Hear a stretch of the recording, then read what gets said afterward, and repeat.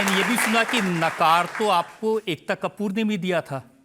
पहले पहले जब मैं गई तो मैंने कई चीज़ों के लिए ऑडिशन दिया था और मैं किसी कॉन्ट्रैक्ट को भरने के लिए बालाजी के ऑफिस पहुंची थी। मुझे आज भी याद है, मेरा जन्मदिन था और मेरे पिताजी ने वो आखिरी मुझे डेडलाइन दी थी कि अब अगर नौकरी नहीं मिली तो हम जहाँ कह रहे हैं वहाँ तुम्हारा ब्याह हो जाएगा। तो मेरे सर पे वो स्ट्रेस था कि अरे बाप रे, और पापा ने मतलब उस ऑफिस में घुसने से आधा घंटा पहले ही ये मुझे फरमान अपना सुना दिया था। तो मैं जब गई मैंने कहा भाई साहब जल्दी कॉन्ट्रैक्ट लाइए। किसी हीरोइन की तीसरी बहन का रोल था। मैंने कहा कुछ भी हो, नौकरी है ना, लाओ। तो एकता कपूर अपने ऑफिस में बैठी थी, उनके साथ जनार्दन नाम के कोई पंडित जी बैठे थे।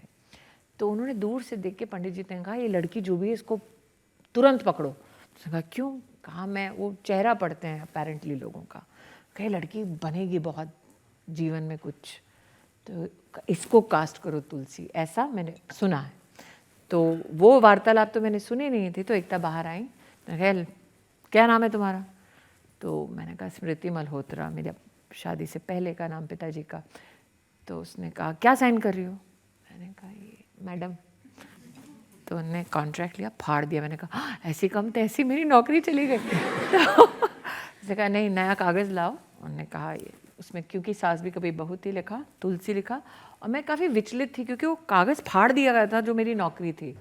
तो उसने देखा मेरा रुआंसू सा चेहरा हो गया। उसने कहा क्या प्रॉब्लम है? मैंने कहा मैडम बर्थडे था, एक उम्मीद बची थी। उसने कहा इसके लिए लड़की के लिए केक लाओ। मैंने कहा हो क्या रहा है?